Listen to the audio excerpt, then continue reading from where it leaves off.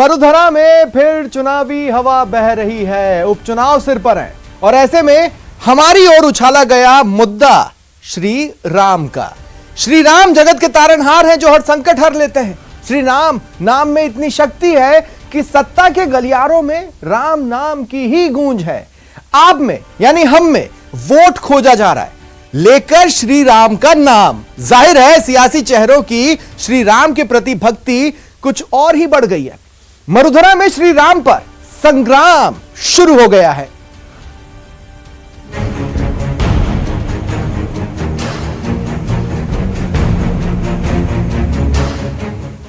रघुपति राघव राजा राम, सियासत सधती बनता काम। भगवान राम मतलब सुख का पर्याय। जय श्री राम शुरू हुआ संग्राम। और सुख का मतलब पर्सनल मैटर, मगर सियासत में सुख का मतलब वोट।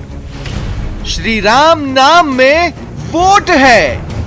और राजस्थान के उपचुनाव में अब भगवान राम की भी एंट्री हो चुकी है। राम नाम जपना, सियासत काम अपना।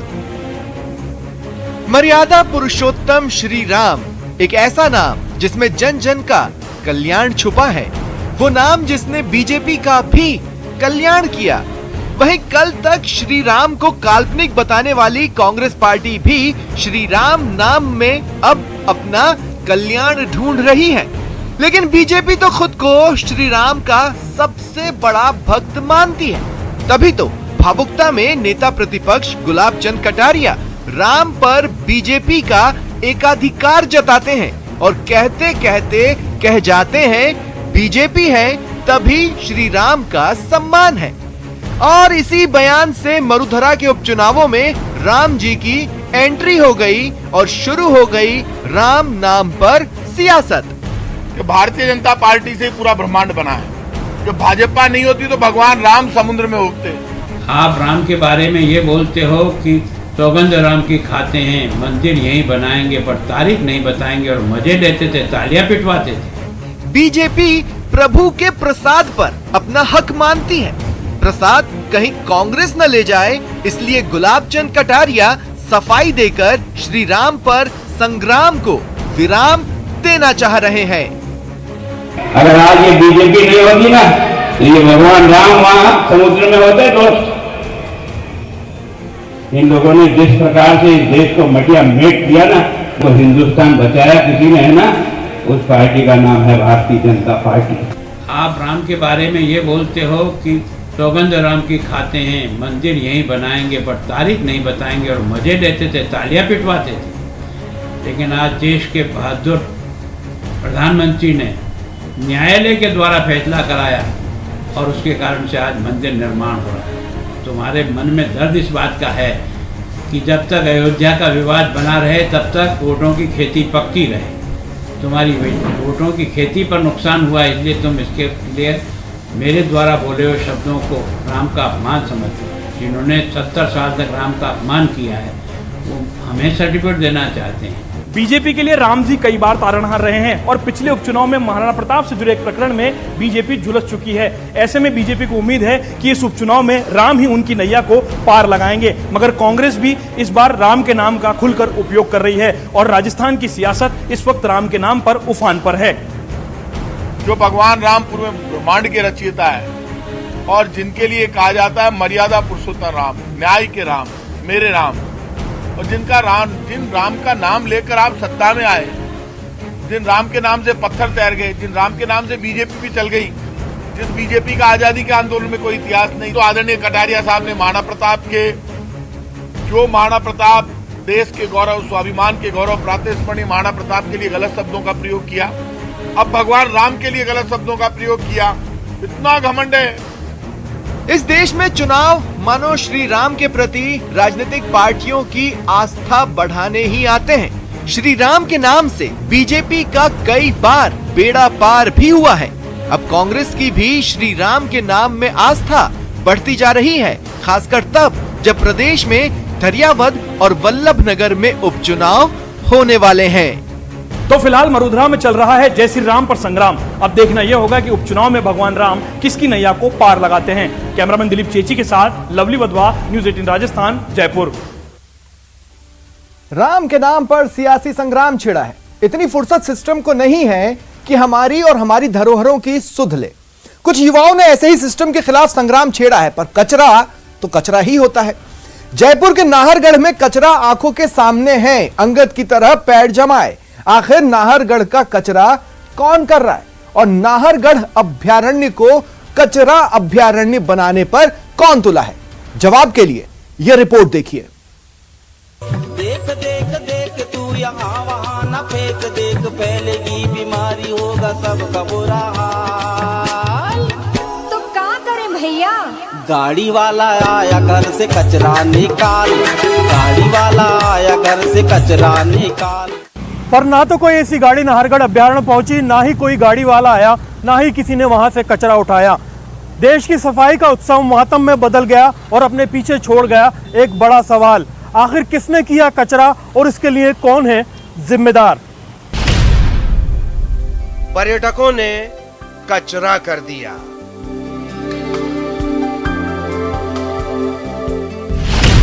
सिस्टम ने कचरा कर दिया,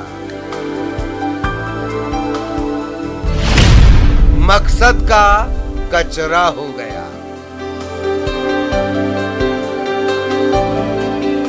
ये एक जगह इकट्ठा कांच और कचरा उन पर्यटकों को मुंह चिढ़ा रहा है जिन्होंने अपने यहां होने के सबूत कूड़ा फैला कर दिए।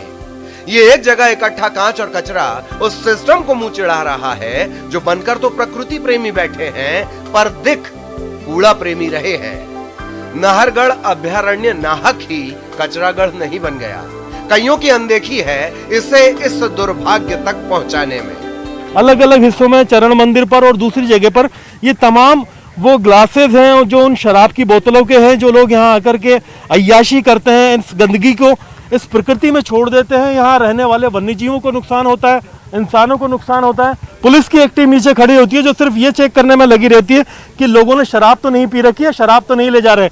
उसके बावजूद ये आप देख सकते हैं कि 5,500 किलो से ज्यादा का जो कांच है उन्हीं शराब की बोतलों का है जो पुलिस की नाक के नीचे से गुजर के यहाँ आया है। प्रकृति की गोद में बैठना है तो नाहरगढ़ आओ। अभ्यारण्य की ये पहचान आज बजबजाती है, गंधाती है। आज इसकी पहचान है कूड़ा, कूड़ा और सिर्फ कूड़ा। यानी यहाँ आपको प्रकृति की गोद मिलेगी तो वो भी कूड़े के साए में, मानो कूड़े की गोद में ही आकर बैठ गए हों। नाहरगढ़ कूड़ेदान कैसे बना इसे समझना जरूरी है। क्या परेशानी आ रही है आपको जो कार्रवाई करने में, वहाँ से कचरा लाने? कार परेशान तो ये कि एक बार तो हमने पहले तो मैं प्राइवेट पिकअप करके ले आया था। दूसरी बात ये साधन नहीं है रोज लाने के लिए। ये कहता वहाँ कर देते हैं, यहाँ लेके कैसे आए, ऊपर वहाँ जाता नहीं है। हमें पता पड़ जाता है किसी बात का, कोई शराब वराब पी के आता है तो हम उनको चेता को बुला कर गाड़ी को बंद करा देते हैं और ऐसे कोई गाड़ी भी दिख जाती है तो वापस बैग भगा देते हैं गाड़ी। जिम्मेदारों का रोना सोना आप समझ गए होंगे कि नाहरगढ़ बदबू से क्यों रो रहा है। वन अधिकारी कह रहे हैं कि संसाधन के बिना हमसे ना हो पाएगा। पुलिस कह रही है पता चला तो कार्रवाई कर लेंगे। तो सवाल ये है कि क्या अभ्यारण्य के अच्छे दिन भी जुमला ही होंगे? जवाब है नहीं, क्योंकि जहां चाह है वहां राह है। फिलहाल कुछ जो टीम के युवा यहाँ मौजूद है जो इस कांच को इकट्ठा किया था और इसमें से 5 कट्टे ये उठा करके बाकायदा वन विभाग की चौकी में पटका है ताकि उन लोगों को थोड़ी शर्म आए। क्या पूरा मामला था? सर मामला ये था कि जैसा हम लोगों ने पर्यावरण दिवस से ये मुहिम चलाई थी कि नाहरगढ़ को कचरे से मुक्ति दिलानी है, बट नहीं कर पा रहे। हम लोगों की पूरी 70-80 जनों की टीम ने ये पूरा कचरा कलेक्ट किया यहाँ पे। करीब 100-150 लोग हर हफ्ते यहाँ आते हैं। ये लोग अपनी पूरी टीम बनाते हैं। ये टीम यहाँ क्लीनिंग ड्राइव चलाती है। सुबह 4 बजे से ये इकट्ठे होना शुरू होते हैं। बहुत से लोग आपके घायल भी उस दौरान कांचों से। जी 1 महीने से ज़्यादा हमें समय होगा इस मुहिम को चलाते हुए और लगभग हमारी जो 70-80 टीम के मेंबर्स हैं उनमें से 7 लोगों के चोटिल भी हैं जिनको कांच उठाने के दौरान चोट लगी है या फिर कचरा उठाने के दौरान उनको चोट लगी है। ताली हमेशा 2 हाथों से बजती है और यहाँ समाज सेवी हाथ हवा में हिल डुल कर सिस्टम के हाथ ढूंढ रहा है ताकि ताली बज सके। तो वक्त है अब जवाब का। कचरा तो बहुत है, कूड़ों के ढेर भी कई हैं। आज जब हवा दम घोट रही है, राजधानी जयपुर के फेफड़े सहमे हुए हैं। ऐसे में उम्मीद की सांस से नाहरगढ़ देता है, लेकिन फिलहाल नाहरगढ़ खुद ऑक्सीजन की उम्मीद पाले बैठा है। कैमरा पर्सन यासीन खान के साथ में अरबाज अहमद, न्यूज़ 18 के लिए जयपुर से। देख देख देख तू यहाँ वहाँ न फेंक, देख फैलेगी बीमारी, होगा सबका बुरा हाल। तो क्या करें भैया? गाड़ी वाला आया घर से कचरा निकाल, गाड़ी वाला आया घर से कचरा निकाल। और नाहरगढ़ में फैले कचरे के बाद अब बात करते हैं उस कचरे की जो समाज में अपनी जगह बना रहा है। हम बात कर रहे हैं उड़ता सिरोही की। सवाल हमारी सेहत का है। न्यूज़ 18 के कैमरे ने जो तस्वीरें कैद की वो बता रही है कि जिले को मदहोश करना चुटकी मारने से आसान है। जिले में खुलेआम बेरोक-टोक मौत बांटी जा रही है। हमारे स्टिंग ने ऐसे दानवों का काला सच सामने ला दिया। नशे के कारोबारी युवा पीढ़ी को धड़ल्ले से नशे के दलदल में धंसा रहे हैं, आसानी से, क्योंकि कानून तो अंधा है। देखिए न्यूज़ 18 के कैमरे पर उड़ते सिरोही का सच।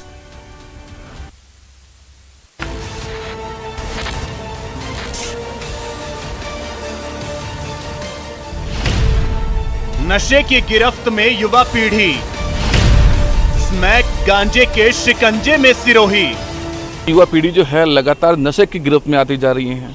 पुलिस कार्रवाई तो कर रही है, लेकिन सिर्फ नशेड़ियों पर कार्रवाई कर रही है, लेकिन वहीं इनकी जो तस्करी करने वाले जो हैं, इनकी सप्लाई करने वाले जो हैं, वो अभी भी पुलिस की पहुंच से दूर हैं। न्यूज़ 18 के कैमरे पर उड़ता सिरोही। इसकी पड़ताल करने के लिए न्यूज़ 18 ने बहुत बड़ा खुलासा किया है। स्टिंग में सामने आया है कि किस प्रकार से यहाँ पर नशे का कारोबार चरम सीमा पर चल रहा है। वहीं अगर बात की जाए, स्टिंग में सामने आया है कि गांजे को सिगरेट में भरकर आगे सप्लाई की जा रही है। पान की दुकान हो या कोई और ठिकाना, बस आप कोड वर्ड बताइए, माल हाजिर हो जाएगा। माल क्या है ये भी पता चल जाएगा और कहां से आता है जवाब मिल जाएगा। कैसे खुला खेल चल रहा है स्टिंग में दिख जाएगा। और कौन है जो मरुधरा के स्वर्ग सिरोही को उड़ता सिरोही बना रहा है, वो भी बेनकाब हो जाएंगे। न्यूज़ 18 के कैमरे पर यह है सिरोही में नशे के कारोबार की तस्वीर। ये तस्वीर आपको सिरोही और रेवदर की मुख्य गलियों और चौराहों पर कहीं भी देखने को मिल जाएगी। नशे के व्यापारी युवा पीढ़ी को अपने गिरफ्त में लेने के लिए सिरोही शहर के चप्पे चप्पे पर नजर रखे हुए हैं। अभी वर्तमान में युवाओं में नशे की लत बहुत बड़े स्तर पे बढ़ रही है। जिले में कार्रवाइयां होती हैं, लेकिन बहुत ही छोटे स्तर पे 5 ग्राम 10 ग्राम, जो मैं ये समझता हूँ कि शायद जो नशेड़ी हैं उनके पास से बरामद किया जाता है, जबकि जो इसका व्यापार करने वाले जो लोग हैं उनके ऊपर कार्रवाई क्यों नहीं हो रही है। संपूर्ण सिरोही जिले में हर तरह के नशे के कारोबार हो रहे हैं, लेकिन सिर्फ और सिर्फ जो नशे की लत से त्रस्त है उनको पकड़ करके कार्रवाई की इतिश्री कर ली जाती है। सिरोही में कैसे काम कर रहा है नशे का कारोबार, देखिए न्यूज़ 18 के कैमरे पर। हो जाएगी इसमें वो आराम से बहुत सारा वो खूब एक लगा लो मार्केट में फ्री बॉन्ड डाउन एक लगा दो नहीं सोती हैंग हो गया ना सोती ना बाद में प्लीज सोती आगे जगह पी बस से रहेगी। आराम से ना, मौसम भी क्लाइमेट है ना, बीच टाइम से आराम से आप निकलो।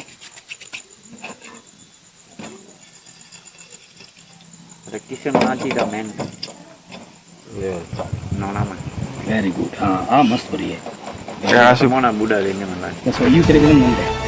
सिरोही में नशे का कारोबार। 100 रुपए में बिकती है एक सिगरेट। सिरोही में ऐसे होता है नशे का सौदा। न्यूज़ 18 पर सिरोही में चलता नशे का कारोबार। स्टिंग में साफ दिख रहा है कि कैसे स्मैक और गांजे की सिगरेट बनाकर नशे के कारोबारी मार्केट में बेचते हैं। गांजे वाली एक सिगरेट की कीमत 100 रुपए तक बताई जा रही है, लेकिन माफिया के हौसले बुलंद हैं और उन्हें पुलिस का कोई खौफ नहीं है। नशे के कारोबारी रेवदर पुलिस थाने से मात्र 50 मीटर दूर ढाबों में धड़ल्ले से कारोबार चला रहे हैं। माफियाओं की नजर पान की दुकान पर भी है, जहां नशे के कारोबारी धड़ल्ले से अपना काम कर रहे हैं। वहीं थाने के पुलिस अधिकारी तो इस पर जवाब देने से भी बचते नजर आए, लेकिन सवाल पूछे जाने पर पुलिस के बड़े अधिकारी कार्रवाई की बात कह रहे हैं। पिछले साल के आंकड़ों के हिसाब से अभी जो कार्रवाई है वो बेहतर है और पुलिस द्वारा लगातार जन सहभागिता मीटिंग ली जा रही है, CNG मीटिंग ली जा रही है और लोगों से फीडबैक लेकर वैसे असामाजिक तत्वों को चिन्हित करके उनकी निगरानी रखी जा रही है और सादा वस्त्रों में भी हमने टीम डिप्लॉय किया है। नशे के कारोबार को लेकर न्यूज 18 की पड़ताल में सामने आया कि गांजे और स्मैक की खेप उदयपुर से होकर पिंडवाड़ा में आती है।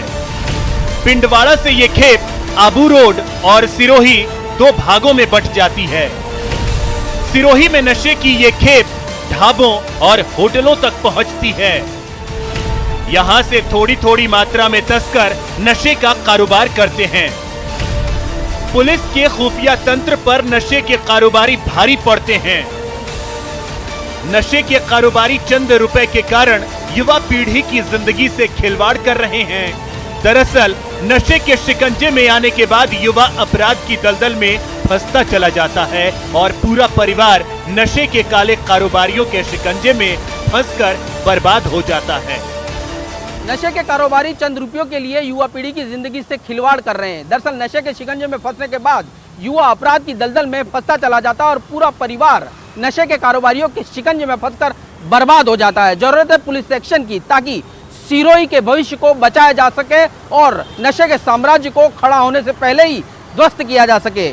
सिरोही से प्रतीक के साथ मेरे सहयोगी बलबीर सिंह राठौड़ के साथ सौरभ गृहस्थी, न्यूज 18 राजस्थान, जयपुर। एक तरफ नशे के जाल को काटने में पुलिस नाकाम दिख रही है, दूसरी तरफ कुछ शातिर लोगों को सेक्स जाल में फंसाकर खुद के वारे न्यारे कर रहे हैं। यह खबर एक सीख है, सतर्क रहे, सावधान रहे, किसी की सेक्सी बातों में नहीं आए, नहीं तो लाखों का चूना लग सकता है।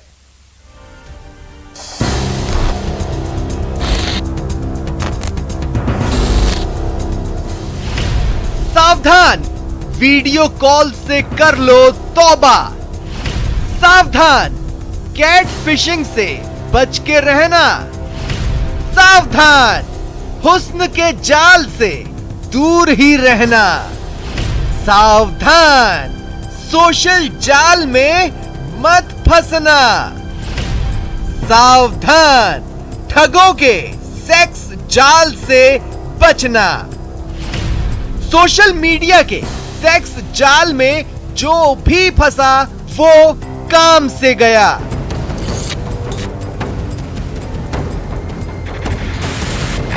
क्योंकि अब महाठगों ने ठगी का नया तरीका इजाद किया है। ठगी का एक ऐसा तरीका जिसमें जो शख्स फंसता है वो किसी से अपना दर्द तक बयां नहीं कर पाता और इसी मजबूरी का फायदा उठाकर ठग शख्स को पूरी तरह से कंगाल बना देते हैं। हसीन चाहत का खेल सेक्स एक्सटॉर्शन तक पहुंच जाता है, लेकिन जब यही खेल मरुधरा में खेला गया तो खेल खल्लास हो गया। पहले इस गैंग की हसीना फोन पर मीठी मीठी बातें करती है, फिर फोन पर न्यूड वीडियो कॉल करती है और मोबाइल स्क्रीन की रिकॉर्डिंग कर शुरू होता है सेक्स एक्सटॉर्शन का खुला खेल। तो ये जो फ्रॉडस्टर्स हैं, क्योंकि व्हाट्सएप और इंटरनेट जो है उसका कोई बाउंडेशन नहीं रहा है, वो किसी भी स्टेट, किसी भी कंट्री के भी विक्टिम्स को के साथ किया जा सकता है। तो इसीलिए ये अंतर राष्ट्रीय गैंग जो एक तरीके से ऑपरेटिव ये साइबर क्राइम करते हैं, तो साइबर क्राइम की कोई बाउंड्री नहीं है। तो इसीलिए ये एक बहुत बड़ी गैंग है जिसका पर्दाफाश आज अलवर पुलिस की टीम ने किया है, जिसके लिए बधाई के पात्र हैं और इनको हम उचित माध्यम पे उचित स्तर पर इनको पुरस्कृत भी करेंगे। जी हाँ, अब तक इस इंटरनेशनल ठग गिरोह ने 15 करोड़ से ज्यादा की रकम की ठगी की है। हिंदुस्तान ही नहीं, विदेशों में भी इन ठगों ने अपना शिकार बनाया है। दरअसल इन ठगों को पुलिस तो पहले से ही तलाश रही थी, लेकिन जब शिकायत अमेरिका से मिली तो फिर पुलिस ने जांच में और तेजी ला दी। इनका एक विक्टिम एक यूएसए टेक्सास का रहने वाला व्यक्ति भी था जिसको इन्होंने व्हाट्सएप पे इसी तरीके से कॉल करके उसको ब्लैकमेल करना स्टार्ट किया था। और उसने हमें जब अप्रोच किया उसके बाद हम ऑलरेडी प्रोसेस में थे इस गैंग को पकड़ने की।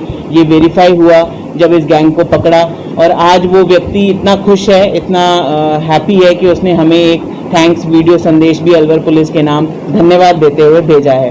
तो ये जो फ्रॉडस्टर्स हैं, क्योंकि व्हाट्सएप और इंटरनेट जो है उसका कोई बाउंडेशन नहीं रहा है, वो किसी भी स्टेट, किसी भी कंट्री के भी विक्टिम्स को के साथ किया जा सकता है। अब जरा समझिए कि कैसे ये नए तरीके से ठगी को अंजाम देते थे। पहले ये सोशल मीडिया के जरिए दोस्ती गांठते हैं, लड़की के प्रोफाइल वाली अकाउंट से बातचीत शुरू होती है, मीठी मीठी बातें कर शिकार को जाल में फांसा जाता है। फिर लड़की न्यूड वीडियो कॉल की पेशकश करती है, और जैसे ही कोई न्यूड वीडियो कॉल अटेंड करता है, फिर शुरू होता है ठगी का असली खेल, यानी सेक्स एक्सटॉर्शन। सेक्सटॉर्शन या कैट फिशिंग जिसे कहते हैं, उसका मोडस ऑपरेंडी यूज करते हुए लोगों को लड़की बनकर वीडियो कॉल करके उनकी न्यूड फोटोज और वीडियोस रिकॉर्डिंग करके उनको ब्लैकमेल किया करते थे। अलवर पुलिस ने कैट फिशिंग के जरिए ठगी करने वाले इस गैंग के 8 गुर्गों को शिकंजे में लिया है, और इनके पास से 1,87,000 रुपए नकद, 3 ATM कार्ड और 12 मोबाइल जब्त किए हैं। पुलिस की जांच में खुलासा हुआ है कि दौसा का मंडावर इलाका ठगी का नया ठिकाना बन गया। मम्मा, मेरा दूध।